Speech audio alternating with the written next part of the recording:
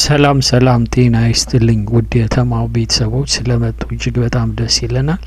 ያው ዘወትር እንደተለመደው ለማዘዝ ሳይሆን ለማስታወስ ያክል ሰብስክራይብ በማድረግ ቋሚ ቤተሰብ ወይም ደንበኛ እንዲሆኑን ለማስታወስ እንፈልጋለን። ያው በዛሬው ዝግጅታችን ላይ ይዘን የመጣነው ሀሳብ የስራ ሀሳብ መምረጥን ይመለከታል ወይም ደግሞ የስራ ሀሳቦችን እንዴት አድርገን እንመልጣለን የሚለውን ነገር በዝርዝር ለመወያየት ተዘጋጅተናል። ስለመጡ እጅግ በጣም ደስ ይለናል። ቤተሰብ ስለሆኑ እኛን ስለሚመርጡን በተደጋጋሚ ስለሚያዩን እጅግ በጣም እናመሰግናለን።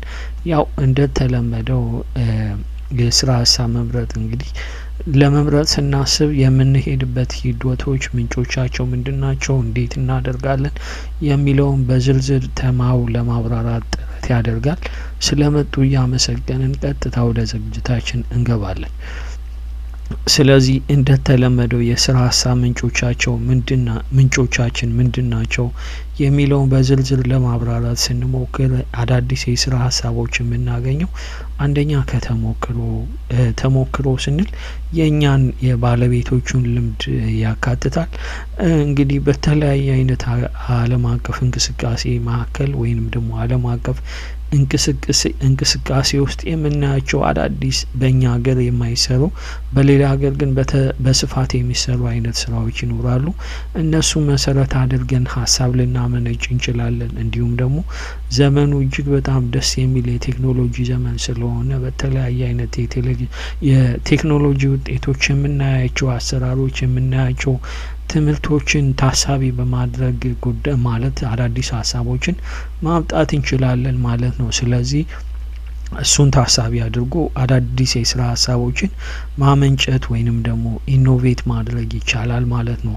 ከዛ ቀጥሎ አዳዲስ የስራ ሀሳቦችን በእርግጠኝነት የምናገኘው ከተወዳዳሪዎቻችን ነው። ያው እንደምታውቁት የትኛውም አይነት ስራ ተወዳዳሪ ይኖረዋል።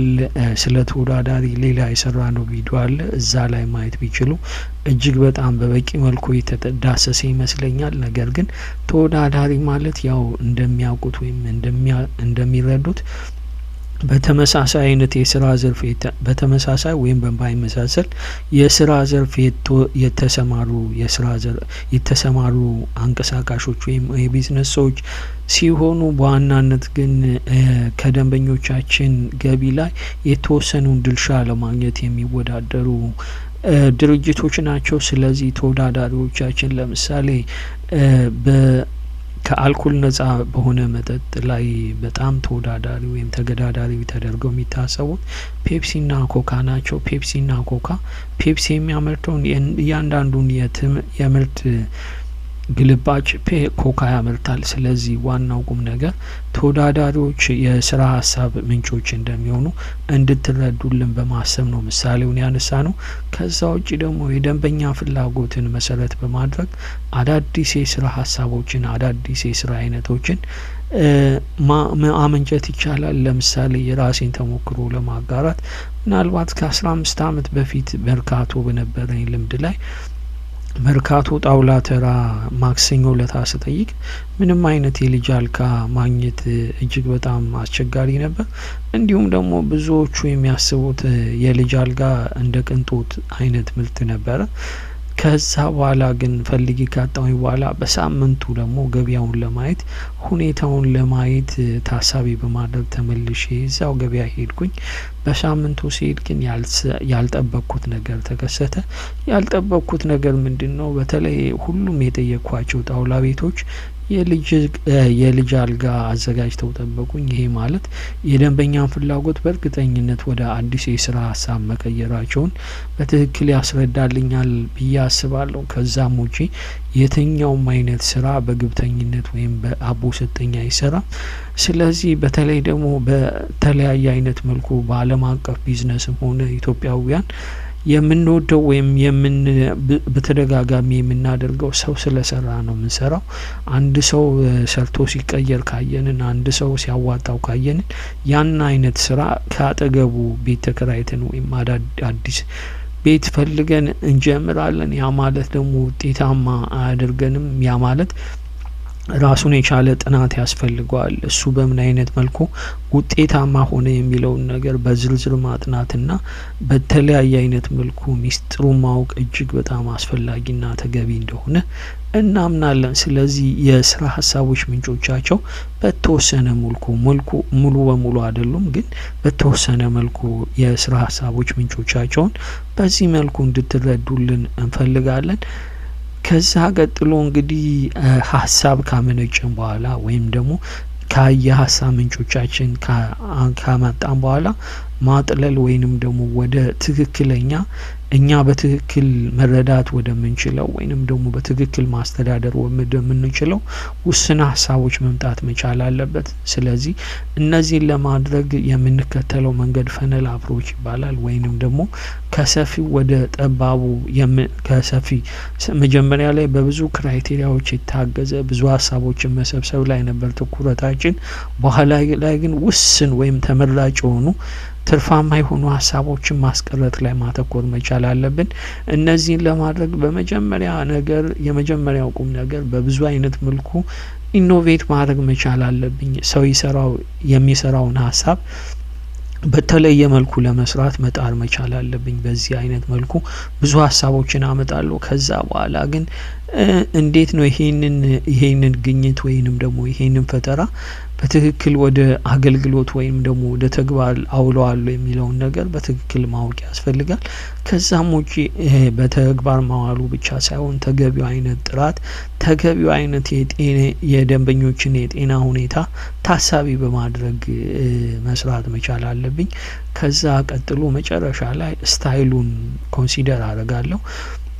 ስለዚህ ከስታይል አንጻር ብቻ ሳይሆን እንደ አንድ ያበሻ የቢዝነስ ሰው ታሳቢ ማድረግ መቻል ያለብን ሞራላዊ የሆነ ስራ መስራት መቻል አለብን። ነገ ከነገ ወዲያ ልጆቼ ወይም ለቤተሰቦቼ ይህንን ስራ ሰርቼ ተቀየርኩኝ ብዬ በድፍረት ወይም ደግሞ ያለምንም ችግር መናገር መቻል አለብኝ። ታሪኬን የሚያጎድፍ ወይንም ደግሞ ትናንትናዬን የሚያቆሽሽ ተግባር ላይ ባልገኝ እጅግ በጣም መልካም ነው ወይም ትክክለኛ እንደሆነ ይሰማኛል። ከዛም ውጪ አንድ የንግድ ስራ ሀሳብ ለረጅም ጊዜ አዋጭ መሆን መቻል አለበት። አዋጭ መሆን ማለት ትርፋማ ሊሆን ይችላል፣ ግን ያ ትርፋማነቱ ለአጭር ጊዜ ውስጥ መቆየት መቻል የለበትም። ያው እንዳልኳችሁ ከዚህ በፊት ቢዝነስ ምንድነው፣ እንዴት ይሰራል፣ በምን አይነት መልኩ ልንሰራው እንችላለን የሚለውን ቪዲዮ በዝርዝር የሰራውበት ቪዲዮ አለ።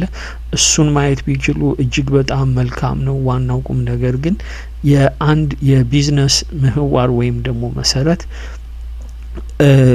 ሰስቴኔቢሊቲ ይባላል ማለት ነው። ወይም ደግሞ ለረጅም ጊዜ በገበያ ውስጥ መቆየት፣ ለረጅም ጊዜ ተወዳዳሪዎችን ማሸነፍ እጅግ በጣም አስፈላጊና ተገቢ ስለሆነ አዋጭ መሆን መቻል አለበት። አዋጭ የሆነው ለ6 ወር ለ1 አመት ከሆነ ትርጉም የለውም። ያው አዋጭ መሆን ያለበት ለረጅም ጊዜ ቀጣይነቱ የተረጋገጠ መሆን መቻል አለበት ብዬ አምናለሁ። በዚህ አይነት መልኩ ሀሳቦችን በትክክለኛ እኔ በትክክል ማስተዳደሩ ወደምችለው መጠነኛ አይነት ሁኔታ እንቀንሳቸዋለን ማለት ነው። ስለዚህ ሀሳቡን ስንመርጥ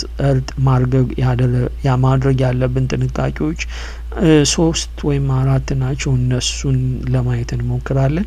አንደኛ የንግድ ስራ ሀሳብ ወይም ማንኛውም አይነት የስራ ሀሳብ ስንመርጥ እኛ በደንብ የምናውቀው እኛ በደንብ የተረዳነው በትክክል ወደ ተግባር ሊቀይረው የሚችለው አይነት ጉዳይ መሆን መቻል አለበት። ያ ማለት ነው አንደኛ ምርቱን ወደ ገበያ ይዘን ለመውጣት ካላወቅ ነው በተለያየ አይነት መልኩ ተጽዕኖውን ካልተረዳን ትክክለኛ ላይሆን ይችላል።